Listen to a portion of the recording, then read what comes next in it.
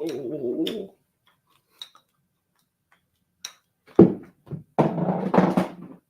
Wow, man.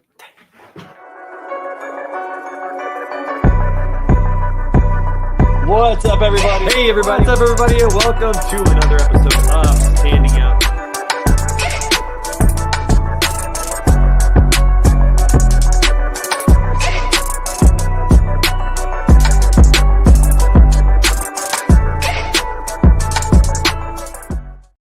What's up, everybody? I was trying to be coordinated and it didn't work out. I had 3 golf balls and one of them had our logo on it. And I was going to show the logo off. Look at that, everybody. It's pretty cool. And I dropped it. That's what you get. That's how it works around here. It's the amateur hour. We do our best. Welcome to Standing Out, everybody. I'm Trey Griggs, your host. This is a podcast about sales, marketing, and leadership. And we are so excited that you're with us today. As we get started here, we have to give a shout out to ourselves, I guess. Check us out at betaconsultinggroup.com. We love helping companies with their sales and marketing efforts. Sometimes it's just good to have an outside set of eyes on what you're doing to help you fix those holes, to find the blind spots in what you're doing. So click on that little button on our website that says to schedule a call with yours truly. Tell us what's going on with your company and we'll help you out in that regard. We would love to work with you. Also want to give a shout out to our sponsor, Sales-CRM, my good friend Josh Lyles over there. Listen, if you're a freight broker, not all CRMs are created equal, especially when most of them aren't built for freight brokerage in mind. But that's exactly what Sales-CRM is. It's a freight brokerage CRM specific piece of technology built for freight brokers by freight brokers. So be sure to visit them at sales-crm.com or go to betaconsultinggroup.com/standing-out. That is our podcast page. And on there, you can fill out a form to request a demo and check out what he's building over at Sales-CRM. We appreciate the support. And Josh, just a cool dude, so you're going to love that.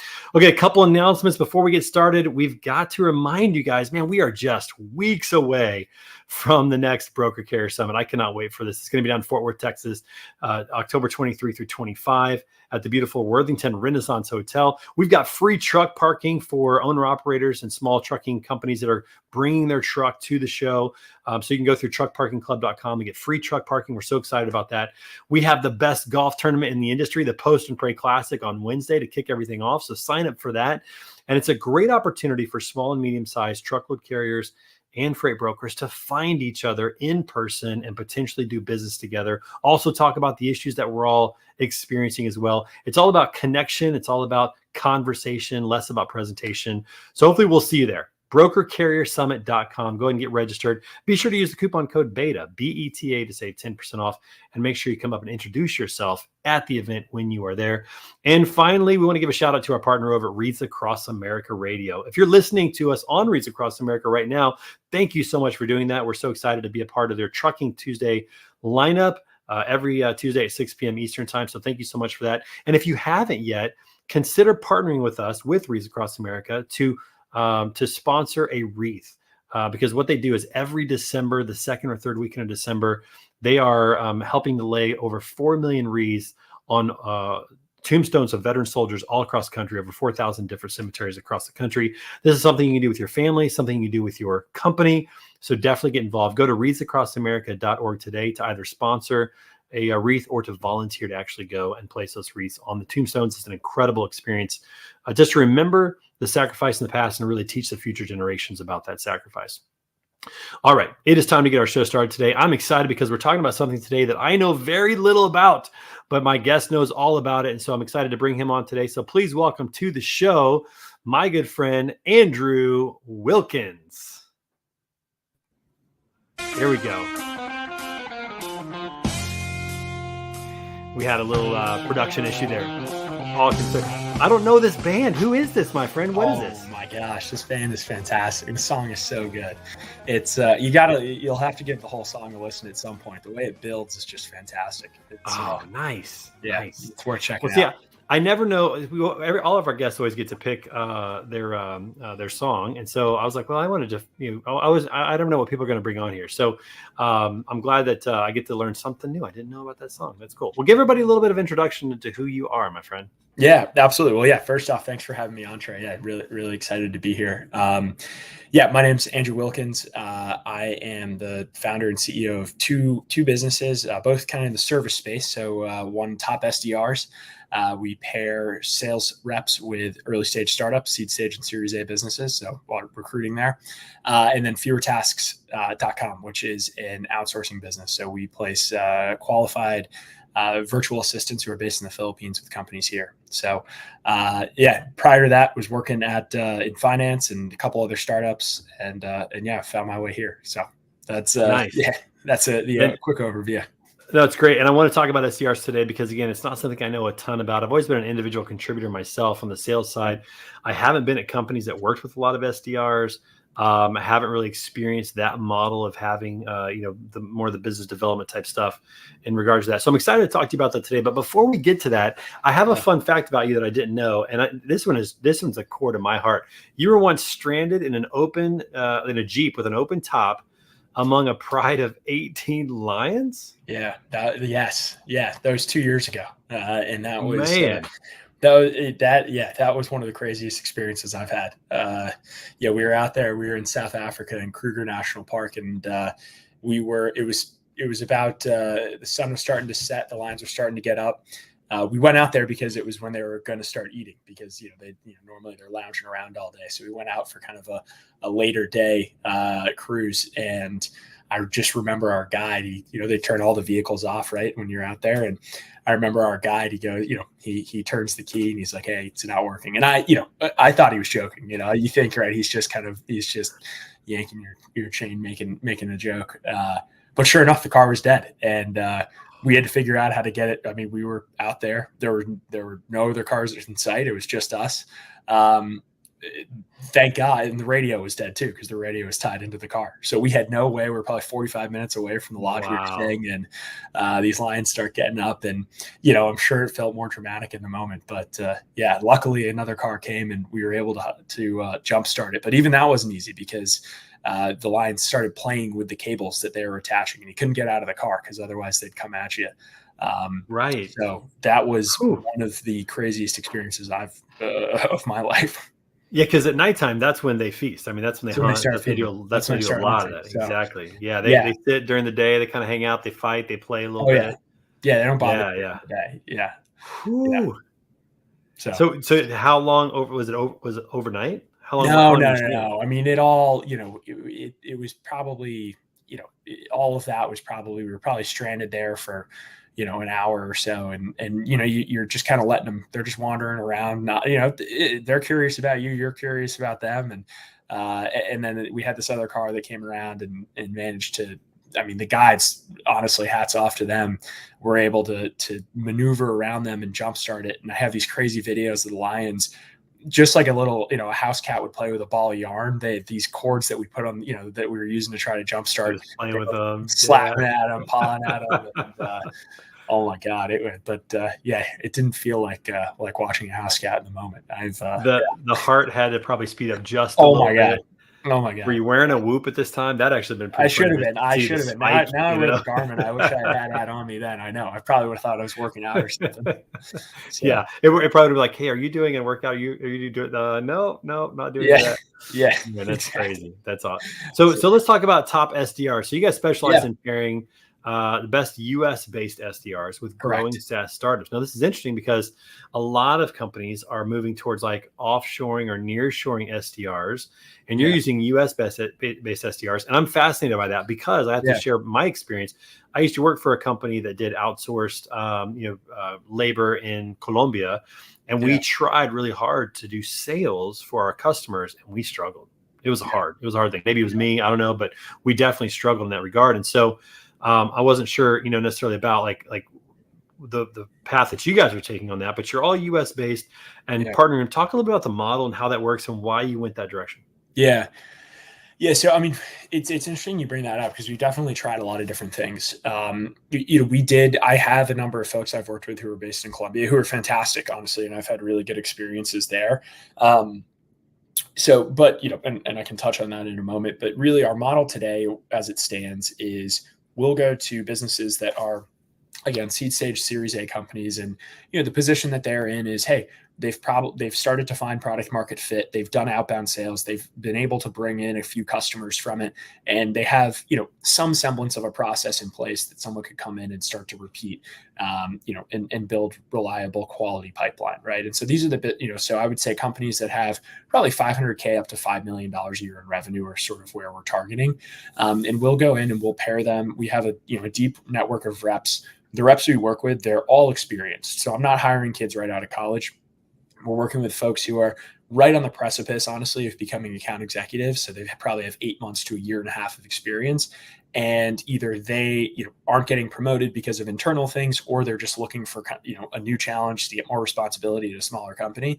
And so a startup makes a lot of sense. So the model is we'll pair them with these businesses. Typically we could start them part-time. So they'll work 2 hours a day with the business to make sure it's a good fit, or we'll just say, hey, go full-time right away, and they'll get hired out. So really it's, I think the part-time to full-time, we've had a lot of interest there and done a lot of work there. We'll pair someone 2 hours a day. And it just helps de-risk it on both sides, right? If you're a rep, I used to work at an 80,000 person investment bank.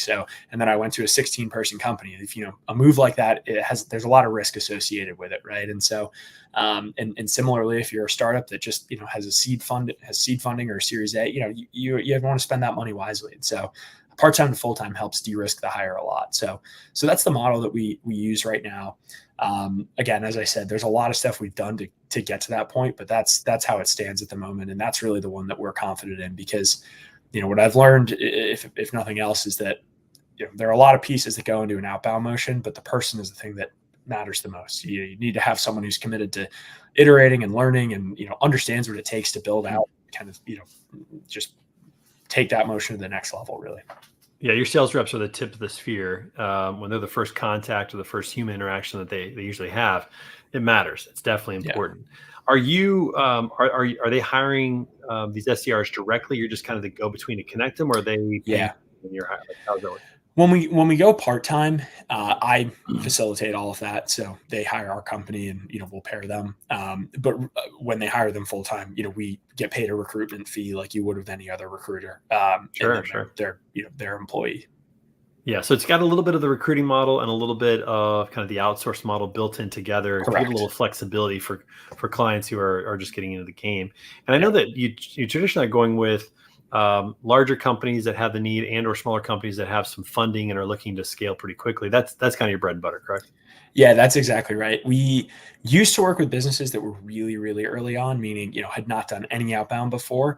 And what I learned there is just my experience is the founders, in my opinion, need to do that work. I think they need to be the ones to hire a, 24, 25, 26-year-old to come in and build out the whole thing. Just isn't really, in my opinion, I don't think it's the most effective and best use of time and resources. I think, the founder has the product knowledge, they know the market, and they should start to figure out that motion and make sure there's success. And honestly, some of our best customers today are people who I turned away initially and said, hey, I don't think we're there yet. Right. Come in and show us the cold calls that worked, make sure they're, what's the ARR number? That we want to make sure that stuff's in place before we connect them with somebody, because, otherwise that person's just going to spend their time, trying to figure it out for themselves. And it's not the best use of anyone's time or resources. Yeah, and a lot of founders aren't salespeople, and I think that they want to give it away too quickly. But they're the best person to sell it. They need to hold on to that for a long time. How do you what are some things that you might notice on a sales call that would say this founder is ready for this, or this company's ready for this, or this founder is not? What are some of those marks, those indicators that you look for? Yeah, I mean, I think at the end of the day, if you want to be able to say you're booking qualified demos with your ICP, right? So if you're making phone calls to people and you're getting real genuine interest, you're booking high quality, you're booking demos. And when I say high quality demos, I mean, someone, first off, the demo is going to happen, right? So that, you make a cold call to someone, they answer, they express interest. Not only that, they show up to the follow-up call, right, that you've booked on the calendar. That to me is really, that's number one. And then number two is, are those converting, right? Are those calls starting to turn into closed won deals. And you want to see this happening. You want to see a trend, in my opinion, of it. So, that could be 250 calls, but if you do 200 calls and you say, hey, we got, we were able to get 20 conversations, and 5 of those turned into demos and 2 of those turned into deals, that's enough, right? That to me is okay. There's something there. I think what you don't want is, hey, like I made 20 calls. I had 1 conversation, and we booked a follow-up for me to reach out to them and next year, Q2, right? Or something like that. It's just not quite enough. Like, you want to make sure that there's something that, again, your rep's going to come in, and you want to be able to say, hey, here's the example of what worked. They can iterate off of that and build off of that. But I always use the example of, if you could have the best athlete in the world, but if you have them show up to the field and you don't tell them the rules of the game they're playing, it doesn't matter how good of an athlete they are. They're not going to be able to go out and win, right? Because they don't know what the rules are. And so you got to figure those rules out, and then you can put the person in who knows, who knows their way around the phone a little bit better. That's funny.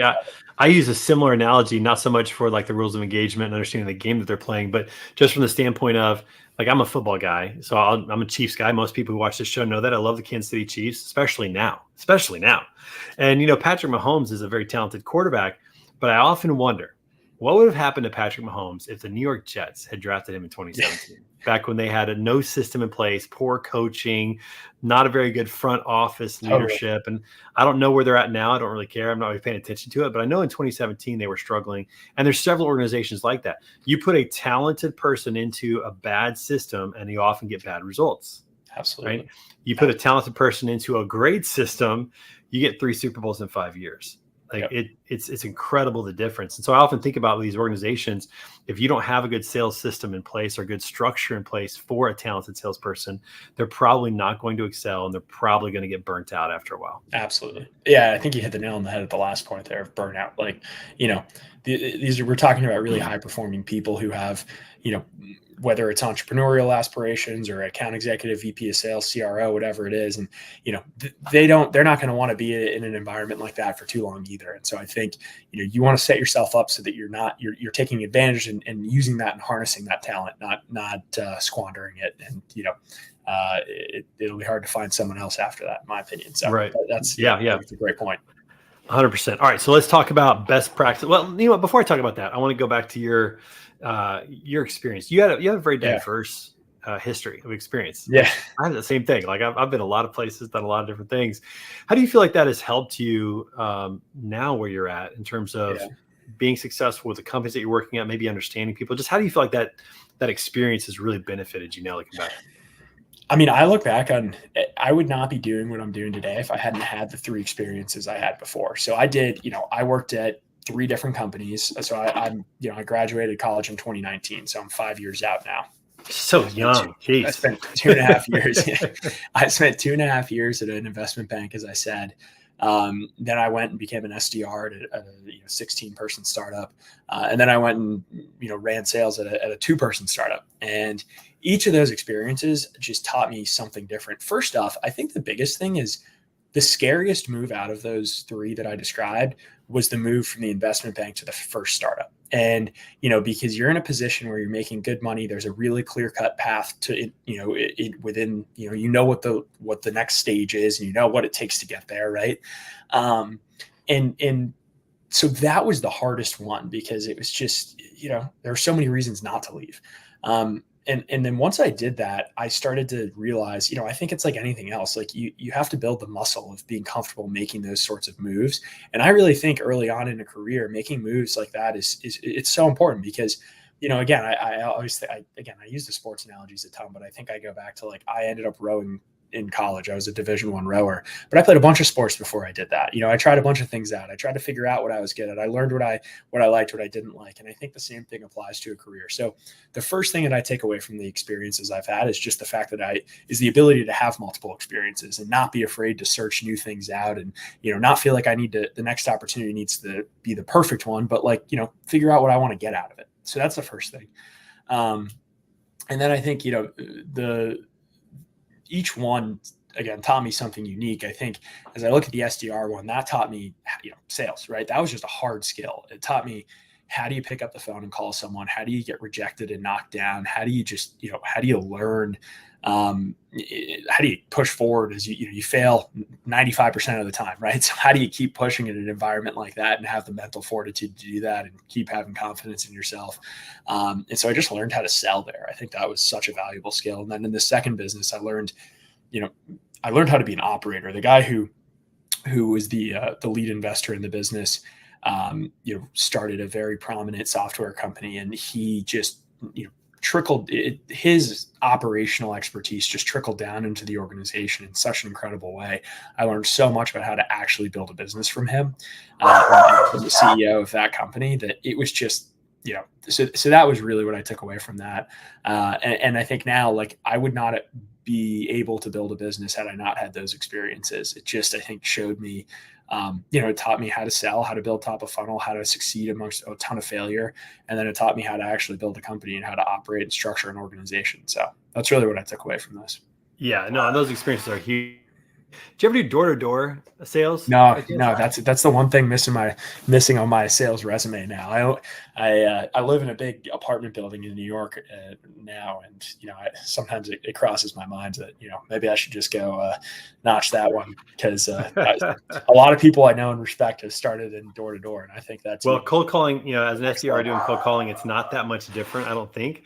But it's definitely kind of a badge of honor. And I know that most successful salespeople, a lot of them did some sort of door-to-door, because like that's like rejection on the phone is hard, no doubt. Rejection face to face, dude, that's a whole nother level. That's next level. Yeah, no, I know. It's how Howard Schultz got his start. Just working for Xerox, selling face to face here, going up into these high rises. I mean, just most of these guys did. I remember I started my sales career in door to door, and talk about a shock to the system. I came from being a high school teacher. If you're a teacher and you love kids, you're the hero. Like it's just not like everybody loves you. But if you go from that to sales where people are like, get the hell out of here, like that's a big difference from what I was doing before. That's for sure.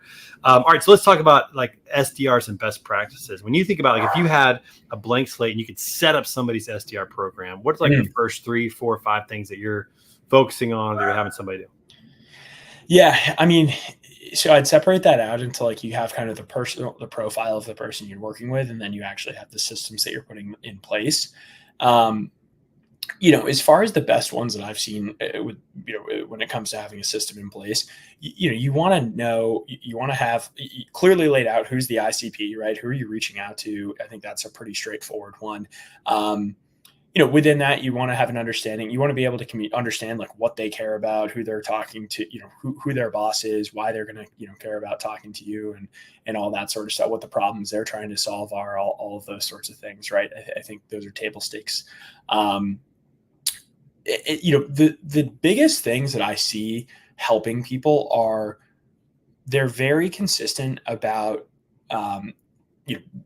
giving feedback and listening and giving feedback and iterating and understanding, like, okay, like, this is what worked on these calls. This is what, didn't work. Like a company we just did a placement for a month or two ago. They actually sell software to cattle feed yards. And it's a fantastic business. They've been doing they're really growing it. But the founder has just been so deliberate about when we paired the rep, we paired him with him part-time to begin with. He was hired out. He works there full-time now. But the founder did an incredible job of sitting down with the rep on a weekly, if not daily basis, and talking through it, listening to his calls and reading through the write-ups that the rep was giving every day, and just parsing through, like, okay, what does this information mean? And I think that's such a good practice internally, is, you have this rep who's going out there collecting a lot of information, asking questions, but at the end of the day, like, the founder still remains the person who has the most information in their head about the market and the product and all of that stuff, right? And so I think it's really important to maintain that collaborative environment between the two, because you're able to give, as a founder, and you're talking to customers all day, or you're talking to your product team all day, you're able to get a perspective that is probably a little bit unique to what the reps, getting from talking to prospects all day. So that was the first thing that I've seen. And so that, to boil that down, that is just having recurring meetings where the point is to go over, listen to the calls and give feedback on the calls. And again, that doesn't just have to be from oh, I think you should have used this intro, or I think you should have used, this, call to action or whatever. It could, it's let's talk about how it fits into the product. And I think that leads me to the next point, which is product knowledge is super, super important, right? It's so essential for these reps to understand what the product does, who they're selling. We talked about who they're selling to, but I think, again, there's a company we're working with right now. We just paired their second and third rep with them. So they're growing quickly, doing a great job. And the CEO, again, is so good about just taking ownership and initiative of training the reps on the product before anything else. These guys are they're super fired up about getting on the phone. And I think that's awesome. It's what you want, but you have the rest of the year to be on the phone, right? And I think you just need to nail that foundation of, hey, here's what the product really does. Here's what it solves. And you need the rep bought in on that too, because we've probably all sold things that maybe we don't believe in necessarily. And, you can tell, right? When you're talking about something or you're selling something or whatever it might be, right? If you're not into it, it's going to come out one way or the other, and you're just not going to have the passion or the drive to do it, consistently. And so I think those are two things. It's just, and maybe the last piece that I'd add here in the system is the buy-in from whoever the senior leadership is, right? Like that sort of underlies everything I've talked about to this point, which is just having that founder, head of sales, VP of sales be super dialed in on the outbound process, and not like, hey, I'm just dropping this on someone else's plate. You have outbound experience. I'm getting back to the product, but seeing like, hey, this is my business, right? Like, great. You can go build a product. That's awesome. You can go get money. That's great too. But at the end of the day, if you're not getting customers, then none of that other stuff matters, right? And so that being bought into and having that, like we used to help with a bunch of the onboarding. And recently we've been working with founders and companies where I don't even get on the first onboarding call because they're like, I got it. Let me take it from here. And I'm like, and honestly, when that happens, I'm like, I know this is going to be a strong engagement. Work. Like this is going to be really good because they have a vision, they're bought in, and they know that it takes their involvement too. They're not like, hey, this is a quick solve, right? This is something I need to invest my time into. So anyways, that's a long answer for you, but hopefully. No, those are great answers. I'm going to dig into some of those real quick. And then I got another question for you before we have a little fun. But you talked about training. My first professional sales job, I didn't get to get on the phones for a month. Yeah. They trained me on their CRM, their processes, transferring a call, obviously the sales process, how to talk, how to answer objections, role playing. Like it was a month before I got to get on the phone. But what was amazing was when I got on the phone, I felt like I knew everything. Like I felt like I'd been there before. And so I was able to ramp up really fast. And so even though they invested in me for a month with nothing in return, it paid dividends because the next 11 months I killed it. It was great. It was really fun. And so training is really important. I absolutely love that. So the other thing I wanted to ask you about is technology. So from a sales perspective, I know people will use Gong, for example, and some other tools that are out there. Do you use any of those tools? Do you recommend any of those tools? What do you feel like is the best way to really accelerate the training process? That's a great question. Yeah. I think anything like any call recording tool that you have, like Gong, it could just be like Zoom cloud recordings, whatever it is. I think that stuff is really important to have. As long you need to be recording that stuff somewhere. And from a tech stack perspective, I think having HubSpot in place is sufficient often. I think most organizations as they get mature will probably end up transitioning to Salesforce at some point. But I think HubSpot is very easy to set up. They have a great discount for startups. I have no affiliation there. So, but it's just I really think we're not getting paid for this promo for HubSpot. Yeah, unfortunately, I'm not getting paid for this promo, but they have like 90% off or something the first year for startups. And it's just such a great deal. And that gives like pretty much all of their packages. Just rope them in, I know. And then exactly. It's brilliant, honestly, but it works. Apollo, I think, is fine for enrichment and making phone calls. Like everyone has kind of their own opinions on these tools, but I have found that Smart Lead is really good for setting up domains and doing email warm up and that kind of stuff. So those are the tools. Yeah. So those are some of the tools that I've been around and heard, but again, that's not to say like some industries there are better enrichment tools, right? But those are the ones that, I think you can make calls out of HubSpot. You can get a power dialer if you need like Kixie or Orem or something like that. Those are really good. I've never been an organization that used Gong, but I've heard a couple of friends that I trust say that Gong has really been a game changer for them in terms of coaching and finding like trouble spots or, mood, tone, all those different variances, it's pretty impressive that AI can do that kind of stuff. The technology can find that stuff, but having those just simply accelerates. It's a little bit of an investment, but again, I think if you build things right, this is what I learned from my time. You build things the right way, you train the right way, it pays off down the road. And that's really awesome. All right. We got to have a little bit of fun here. Oh, no, wait, one more question. I said one more question. That is, what is your best advice for a sales rep on how to stand out in a good way? How to stand out as a sales rep? What are some of your best tips and tricks? Anything that has worked for you or that you would recommend? That's a very good question. First off, I mean, the obvious, right, is make sure you hit your number, right? Go above and beyond to hit your number, right? That's number one before anything else. Because if you're not doing that, none of the other stuff matters. That's what people will go back to. How about on a sales call, like when you're talking to a prospect, like how to stand out with that? Like how do you make it memorable in that regard? Yeah. I mean, clearly just be the best performer. That's the way to stand out. I was going to say that. I thought you meant in an organization. Yeah. I think at the end of the day, it's be conversational, right? Like, I think that there's this really big disparity between, like, when I started, I listened to some of the calls I would start, right? And I might have a call with one of my buddies, right? Right before I make a cold call. And if you listen to those two call recordings, you'd be like, who are these two different guys making calls, right? You'd have me talking to one of my friends, or even someone in my, one of the friends that I work with, and then he'd have me on the phone sounding all robotic and, hey, how are you doing today? Do you have a moment to talk?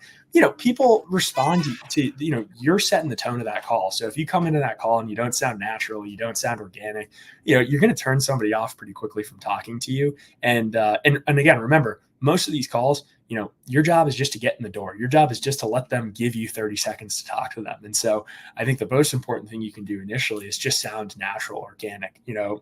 Everyone has their own way of doing that, but I think that's super overlooked. Like if you're like, hey, do you have a moment to speak? It's just going to be, it's going to sound weird. It's going to sound like a telemarketing call and they're going to get off. So, I think that's the first one. And then the second is, lead with curiosity. I think this is also a really important thing where, like, again, you're going to have a script, you're going to have something that, and this is probably something I've gotten better at as I've actually run my own company, where, before it was like, stick to the script, read the things, understand, and I wasn't making as much of an effort, and I was just driving towards the demo, right? The goal was book the demo, follow the steps. And I think what I've gotten a lot better at, and what I would say to reps to stand out, is lead with genuine curiosity, right? Go into the call really, from a point of, I want to actually figure out what this person does, what they need, what they care about, and see if there's a potential fit for us. And if you lead with that curiosity, again, I think that feeds back into what I was talking about, where I think it comes off more natural and organic, and people can sense that. It doesn't feel like you're not just waiting for them to finish talking so you can jump in with your next line. You're actually like listening. You're not listening to respond. You're listening to understand. I think that's like kind of it's a Stephen Covey thing. I'm pretty sure one of the, but I think it actually makes sense. Yeah, it's one of the 7 habits of highly successful people is listen to understand, or seek to understand before being understood, kind of thing. But but no, I think you're right about that. I mean, the art of asking good questions is one that I think people struggle with for sure. And I like this idea too: is be honest about why you're there. Some people are like, "Is this a sales call?" "Oh no, this isn't a sales call. I'm just yeah, this is a sales call. I'm here to sell you something." Like that actually makes people laugh a little bit. Like, oh, okay, this guy's just being honest and straightforward, and always answer a question with the truth, even if you don't know the answer, that kind of stuff. It's weird that those things actually stand out, but it does.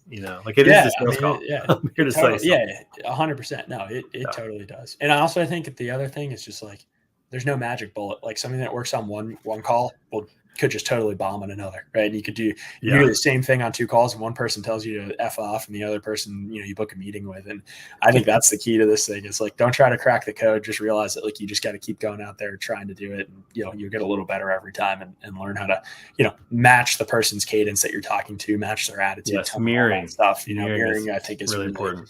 Yeah. So anyways. I will say this, not every customer says yes for the same reason, but many of them will say no for the same reason. And it's usually because you're doing something wrong. Like That's if good. everybody says the same reason for no, it's like, wait a minute, what am I saying that's triggering that response? So 100%. it is good to learn about that, which is great. All right, let's have a little fun, Andrew. We like to have a random question of the day every day. Yeah. And this is something our producer puts together.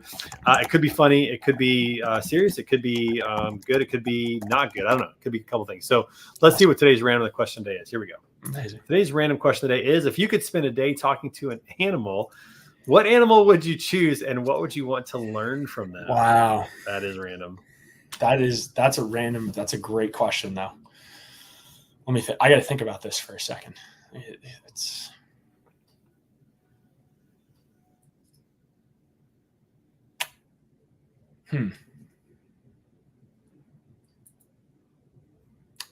You know, I'm kind of thinking about what I'm most like, what my mind immediately goes to is I want to either something that flies or something that's in the water, because I don't understand either of those things. And I want to know a little bit more about what goes on. I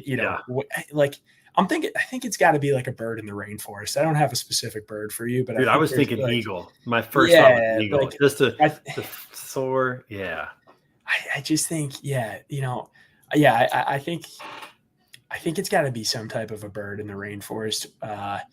It just like, what is that like? It's got to be so, that's got to be crazy. Like, what can they see? What are they looking out for? Like, I think they just have to have, So that's a really good question. You know what's going to happen is I'm going to get off of this and I'm going to think of something totally different. I should have said that. I mean, you could go with lion and wonder what it's like to be the king of the jungle, to be kind of like, just kind of known for like the predator of among all predators, I feel like I've spent enough time with lions now. So that's true. You know enough about them. I don't know if I need another day with lions. All right, Andrew, before we get off here today, how could people learn more about top SDRs and connect? Yeah, I'm all over LinkedIn. That's definitely where I'm at. So just Andrew Wilkins on LinkedIn. You can go to our website, topsdrs.com, and feel free to reach out anytime. Awesome, Andrew. Hey, thanks for being on the show. We got to give you a little bit of walkout music on the way out, but thanks so much for coming by and being a part of Standing Out today. Yeah, thanks for having me. This was a ton of fun, Trey. Really appreciate it. All right, everybody. Make sure you come back every Tuesday for an episode of Standing Out, just like this great guest like Andrew. And remember, check out our friends over at Sales-CRM, especially if you are needing a CRM. If you're using spreadsheets, listen, first of all, if you're using spreadsheets, stop. Go to Sales-CRM, talk to my buddy Josh, and get started with that. Also, don't forget to sign up for the Broker Carrier Summit, October 23 through 25, down in Fort Worth, Texas. Can't wait to see you guys there. And until next time, friends, remember, stop standing still, start standing out. We'll see you soon.